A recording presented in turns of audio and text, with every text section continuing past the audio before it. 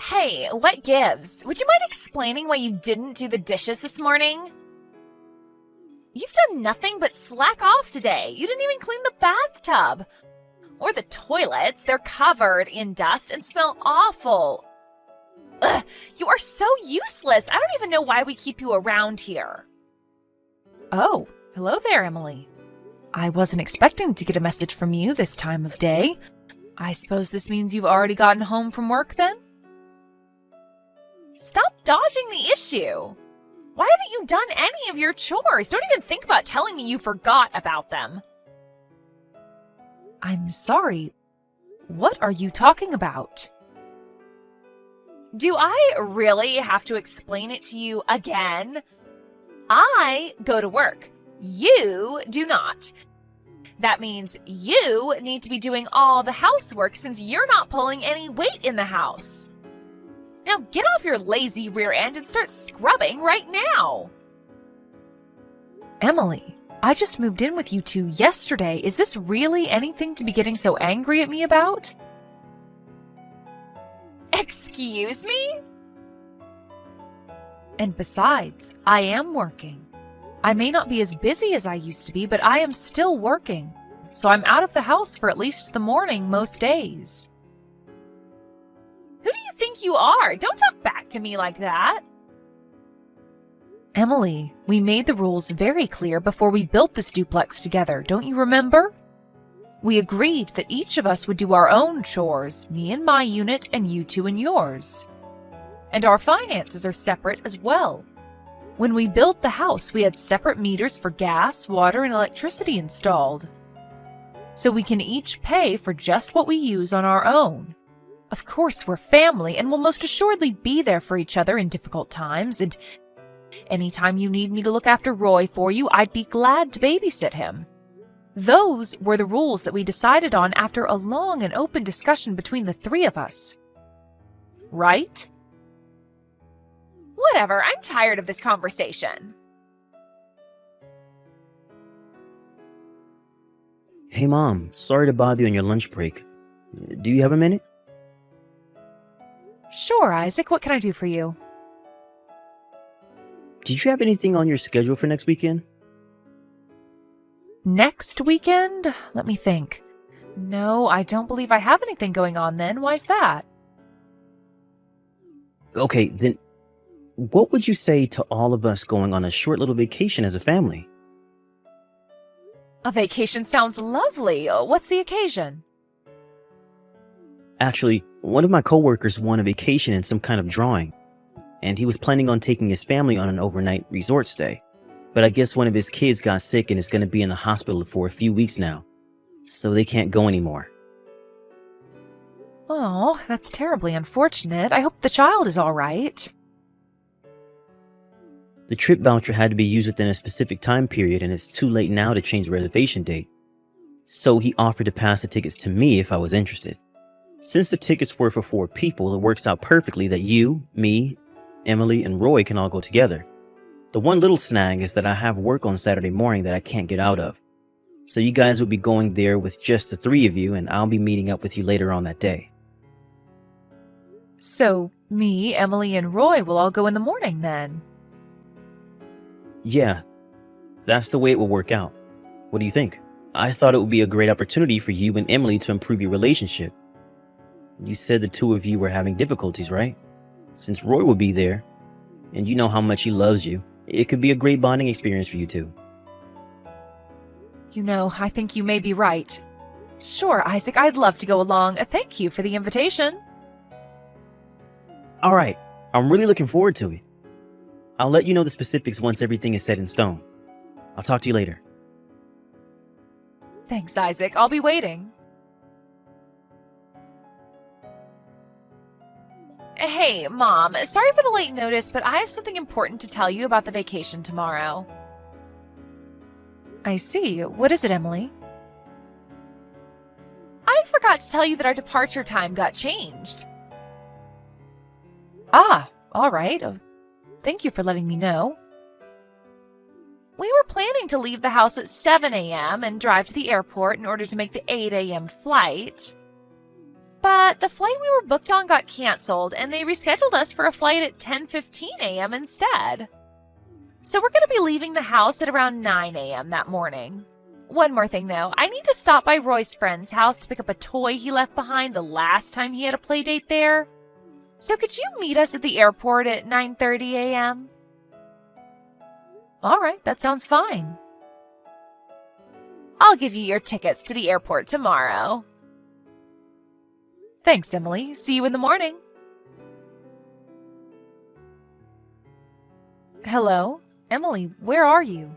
I just got to the airport and I'm waiting at the gate like you said. But I can't find you or Roy anywhere. Did something come up? Are you running late? Well, good morning, Mother Dearest. Actually, Roy and I already left on the 8 a.m. flight. We just landed a few minutes ago. What? What's going on?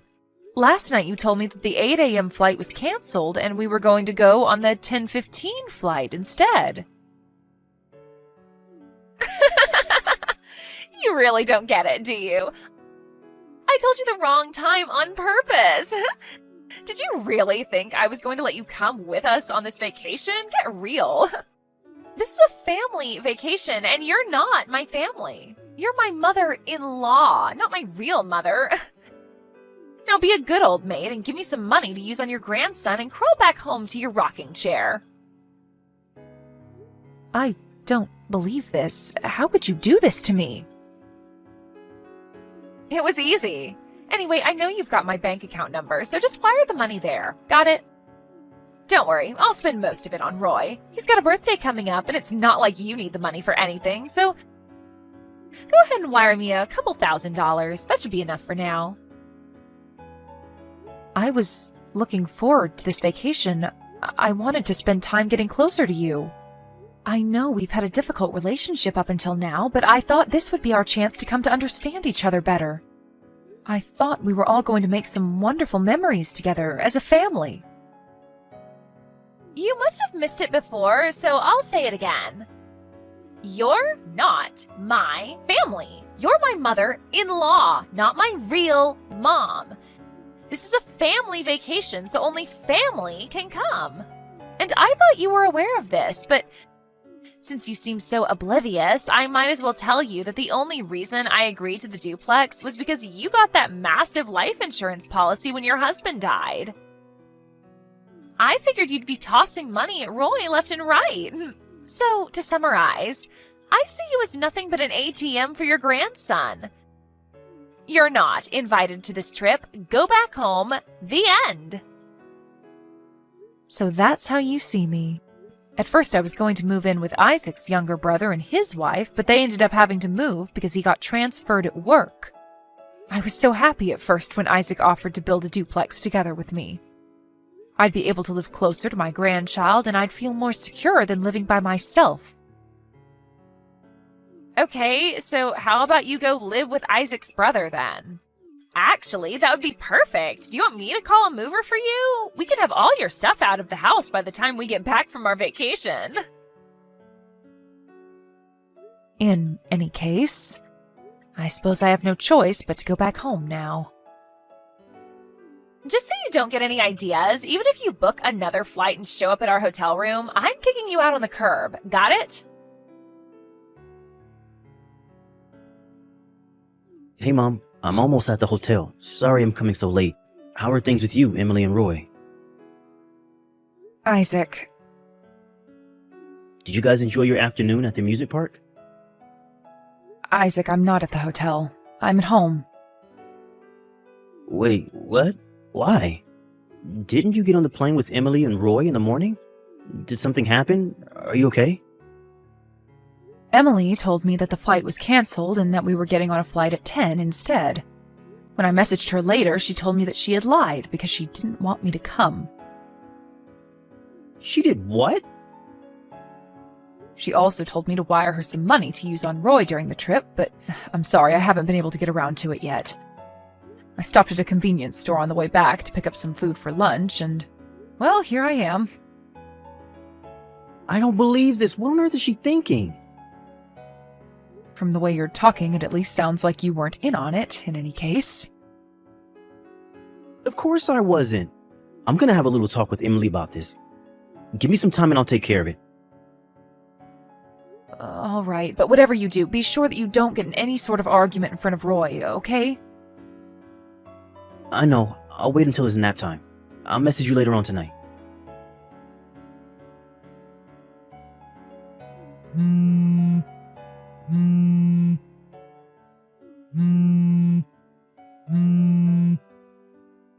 Hey, are you there? I can't find Isaac or Roy anywhere. Do you have any idea where they might be?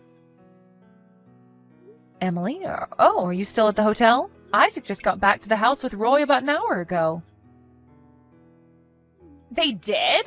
So, wait a minute. I'm all alone out here now? They abandoned me?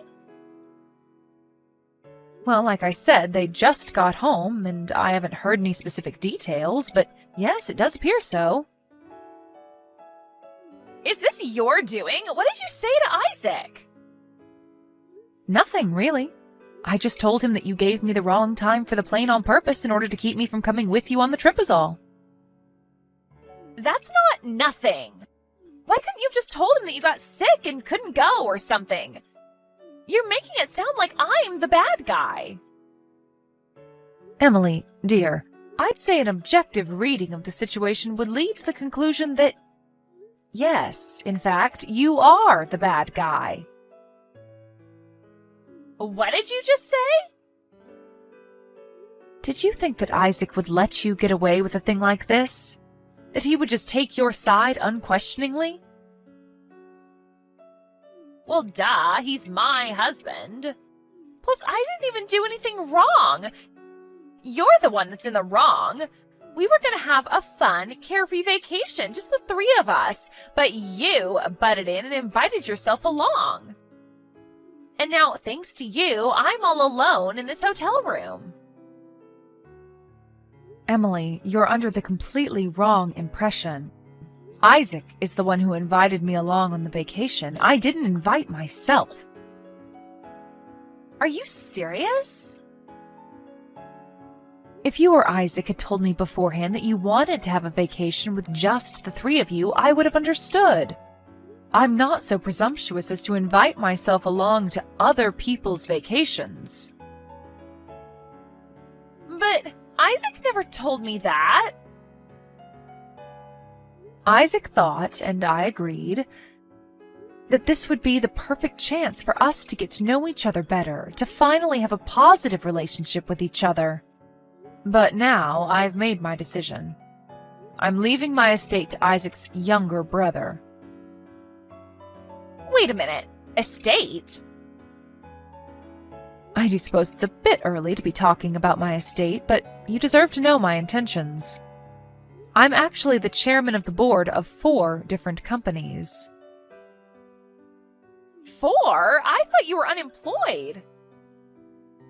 They were originally my father's companies, and when he passed away, he left his majority stake in each of them to me.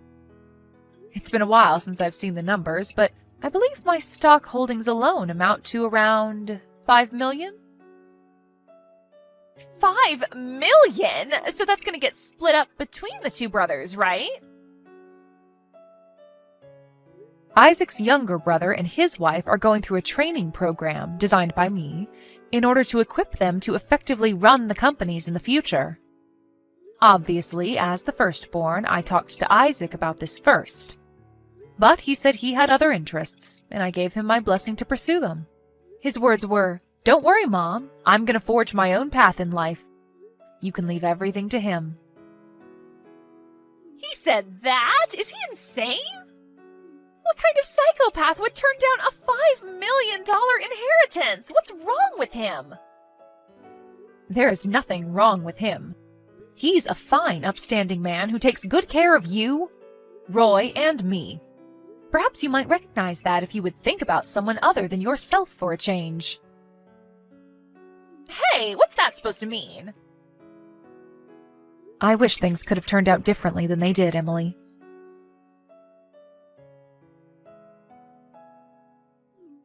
Mom, you have to do something. I don't want to get divorced. What's that? Do something about this. Talk to your son.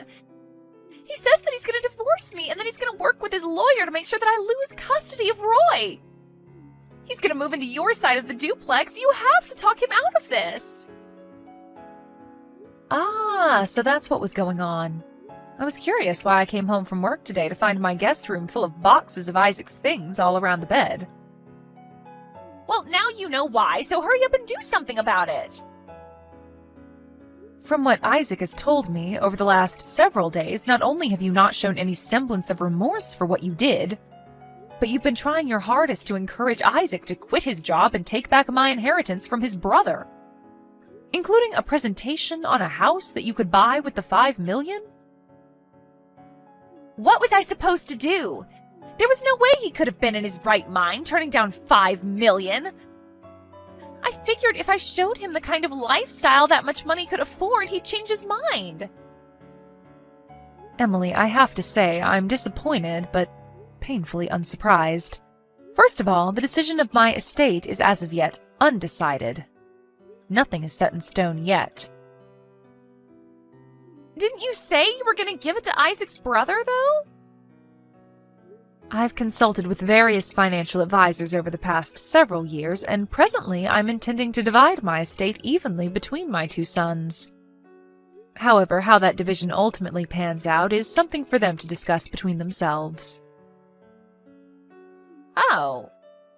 Then why didn't you just say that in the first place? That would have saved me a ton of grief. Oh, do you suddenly have a problem with critical information being kept from you?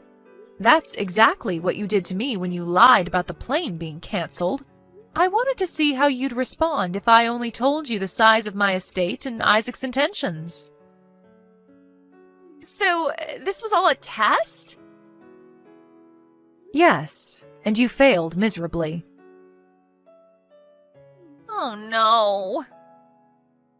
You can ask Isaac for more details. But that has nothing to do with our divorce. I don't want to get divorced. You need to do something. Talk to Isaac. Tell him that a divorce would be bad for Roy. Whatever you need to do. After this past week's events, I'm not entirely sure having a mother like you in the picture would be a good thing for Roy at all, Emily. Please. I've said my piece, and I have nothing to say to you ever again. I hope you one day learn to care about someone other than yourself. Mom, no! Goodbye, Emily. Hey, Isaac, I changed my mind.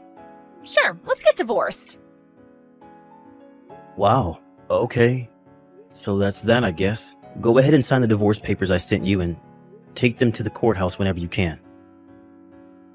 Sure thing. I'll head over there right now. Okay, it's all done. I just got back from the courthouse, so we're officially divorced. Wire me my share of the assets as soon as you can. I'm pretty sure you still have my bank account information. What are you talking about? Don't pretend like you don't know. I can do math. Since your mom's estate is $5 million and you get half, that means you get $2.5 million. That means that since we're divorced, I get half of that. So you owe me $1.25 million.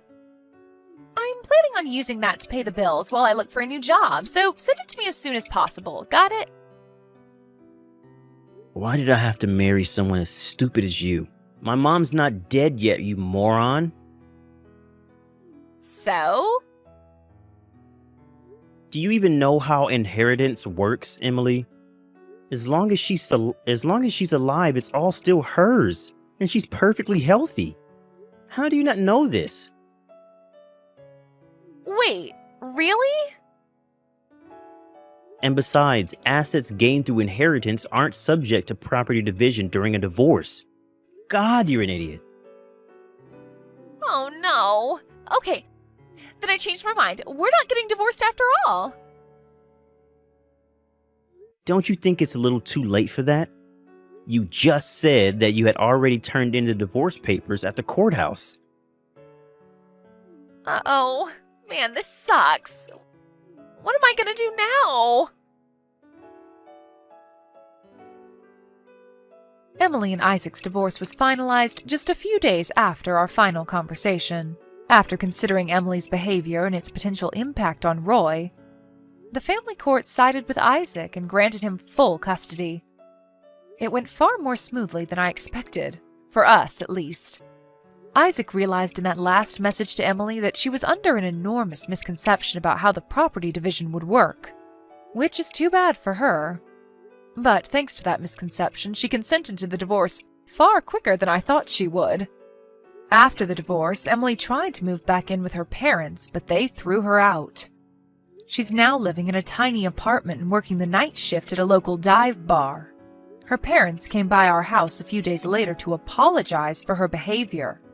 According to them, Emily had worked up quite a bill at the local host club as she was planning on being able to use my estate to pay it off.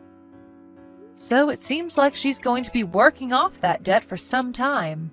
I do hope that she learns her lesson and turns her life around, though.